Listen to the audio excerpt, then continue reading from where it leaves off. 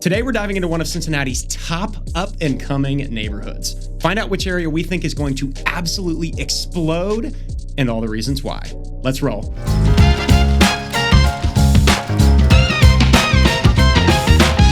Hey, I could not be more pumped to showcase an incredible Cincinnati neighborhood today, and I'll be diving into it along with a Cincinnati legend, one of the industry's most respected commercial realtors, Josh Rothstein. Josh is with OnSite Retail Group, and you cannot drive through this city without seeing this man's name on 10 different commercial properties everywhere you go. He was recently recognized as a CoStar Power Broker, and not only does Josh know Cincinnati, but he loves Cincinnati. And he's here today with some hot takes about a neighborhood called Silverton. Josh, thanks for being here, my man. Dude, thanks for having me. This of course. Great. Dude, so right out of the gates, I'm not going to waste any time getting to questions with you here.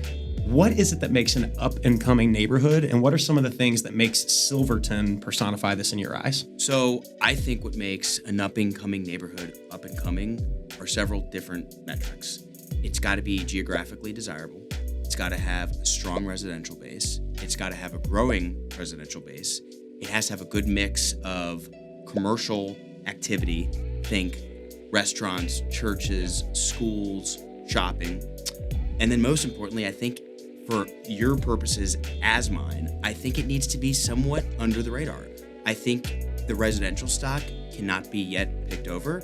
I think people still need to feel like there are deals to be had. There's still streets off of streets where there are houses for sale that with some love, they could be bought right and then sold again. But I think that Silverton indeed personifies up and coming. Well, dude, I could not agree more. I think when you are describing an up-and-coming neighborhood, that's exactly what I think of. And Silverton feels like it still has a ton of residential possibilities. I don't think as much about the commercial side. When it comes to all that, what is it that makes Silverton an attractive area right now for people? The most obvious component is that Silverton sits right on Montgomery Road. Yep. 22-3 state highway historically, but that is what literally makes the path of progress. So you look around Silverton, you've got a good housing stock, you've got larger lots relative to some of the other up-and-coming neighborhoods. Yep. You've got a lot of development yet still to happen, but back to Montgomery Road, when you are on Montgomery Road, you have a lot of property that, I don't want to say it looks blighted, but it does not look like a neighborhood that has came, yes. Okay? So you've got High Grain, for example, that is sort of the town brewery. People go there anytime the sun's out, that place gets busy. Yep. The outside area is great. But then you look across the street and there's property that one would think, all right, someone's going to take that, they're going to knock it down, or they're going to beautify it, they're going to make it something so cool. You see that all over Silverton. You also have plenty of residential development opportunities. You've got houses that could be knocked down. You've got assemblages that could be purchased. You have nothing but opportunity. And then again, being on Montgomery Road, you're also surrounded by several awesome neighborhoods. Pleasant Ridge, Amberley Village, Yep. Norwood, Kennedy Heights. You've got Madeira. All of these neighborhoods, which are strong, they insulate Silverton, which by default, I don't want to say no matter what happens in the economy, but there are a tremendous amount of tailwinds that are going to help propel Silverton through most economic disturbances that we might face so that it continues to rise right within the middle of Cincinnati. So curiosity from me, the neighborhoods that you just mentioned are heavy hitters. Those are places that have arrived, tons of things happening. In your experience, were you seeing in those neighborhoods before? Was it similar to Silverton where some of the buildings along the streets felt a little bit more run down? And then have you seen resurgence? I think of Pleasant Ridge, for example, that you know really well. Is that an area that was like that previously and now you've seen that transformation? Or in some of those neighborhoods, it might still be happening. What are your thoughts on that?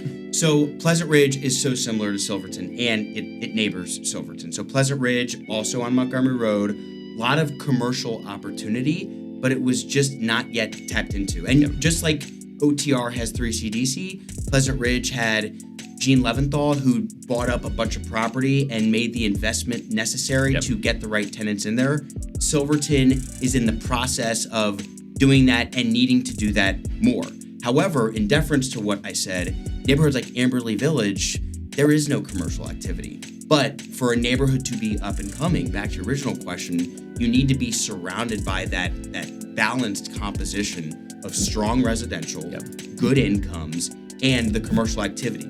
So Amberley not having commercial is a great thing because those people there's an opportunity for Silverton to have businesses that cater to Amberley Village. Madeira, which is not far, has a decent little downtown. It's very charming, but what they don't have, Silverton can have, and vice versa. What Pleasant Ridge doesn't have, Silverton can have. So they all play well together. And in the commercial world, there's this concept mixed use, which is typically a development that incorporates some sort of live, work, play, which is the buzz term. You got to look at neighborhoods as mixed use. And then you have to look at this amalgamation of neighboring neighborhoods as mixed use. So when you look at Silverton in accordance with Pleasant Ridge and Madeira and Amberley and how they all kind of coexist in this larger ecosystem, it creates almost like this incredibly balanced, dynamic, mixed use neighborhood.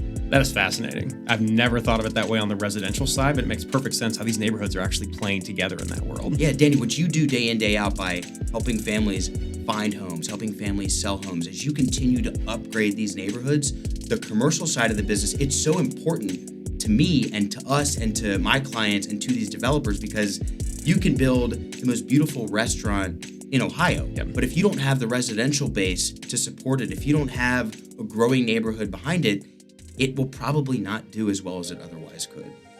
Hey, so let's talk housing for a second. When you think about stuff that's surrounding or at least adjacent to Silverton in the city, you've got some of these awesome neighborhoods, Oakley, Hyde Park, Pleasant Ridge. Those are probably starting at closer to a 300 price point when it comes to average, up through 500, even on average, let alone some of the way nicer ones. Silverton's average is around $245,000. Talk to me about opportunity there for what's coming versus buying in one of those established neighborhoods. Yeah, so if you're lucky enough to get your offer accepted in any of those Pleasant Ridge, Hyde Park, Oakley neighborhoods, good for you. Awesome place to live. But Silverton, I just don't understand why more people aren't at least looking at Silverton, aren't including that in their searches when they deal with you. I think that the house, the home, the structure, there are just as many attractive opportunities in Silverton from an aesthetic perspective. I would agree. I think that from a geographical perspective, you are just as conveniently located, if not more. I mean, when you look at Mount Lookout, which of course is adjacent to Hyde Park and Oakley, once you get off of the interstate, you have to weave down through either Delta or Linwood, and then you end up into Mount Lookout. Look, it's beautiful. But if you work up north, you might have doubled your commute just because you live in Mount Lookout. So Silverton, you've got direct access to I-71 off of Stewart. With a hop, skip, and a jump, you can get onto Cross County Highway as you weave through Amberley. So I guess the takeaway is that as people are looking for neighborhoods that offer all the components that they want, commercial activity, a place that you can go walk to get dinner, a park that you can walk to with your kids if that's what you want to do, a place that's convenient, and an area that has good growth, a nice house, I think that Silverton just gets overlooked more often than it should. And with all of this development opportunity and all of this property that has yet to be touched, I feel like you can get in now before it blows up, just like we've seen Pleasant Ridge, Oakley do, Hyde Park did a long, long time ago. And I firmly believe that Silverton is the next up-and-coming neighborhood.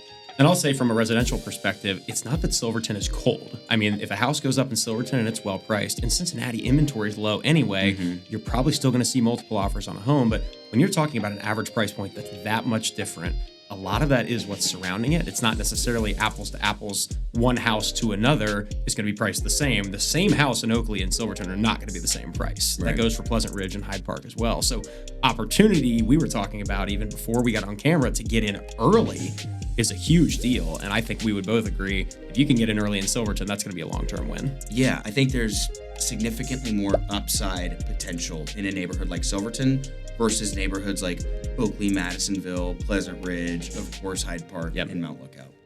All right, Josh, as we're wrapping up, we're talking about a neighborhood that's up and coming. Obviously, there's tons of investment and development going on, and you and I have talked about this maybe more than people would even realize. What are some of the top investments and developments happening right now in Silverton?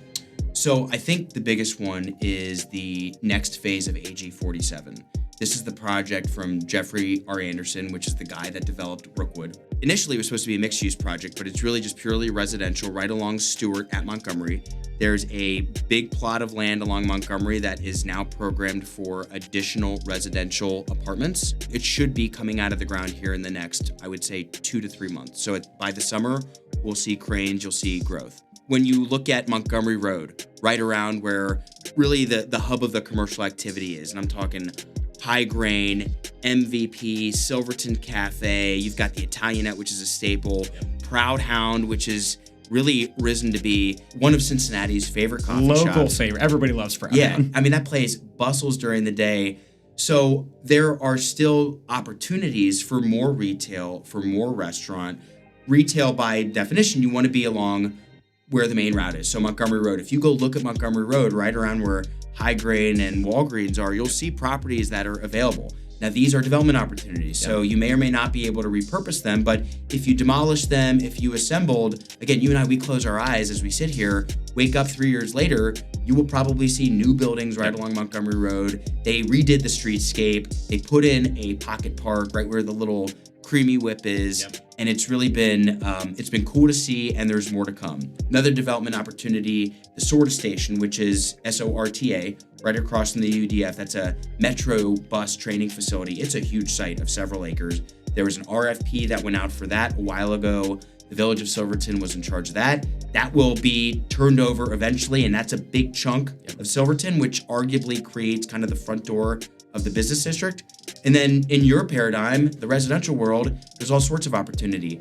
Bacon's Floral and Garden sits on the hillside as you creep up or down I-71. Adjacent to that is another 14-acre parcel, which is my listing actually at 6300 Elwine, and that's designed for residential. There's more residential happening. I think Zicka Homes is doing a big project at the bottom of Stewart. But for any of your viewers or listeners, if they were to go cruise through Silverton, you look around, you'll see the opportunity we're talking about. So it's safe to say there's some stuff going on in Silverton. There are some things going on in Silverton. Absolutely. It's pretty exciting.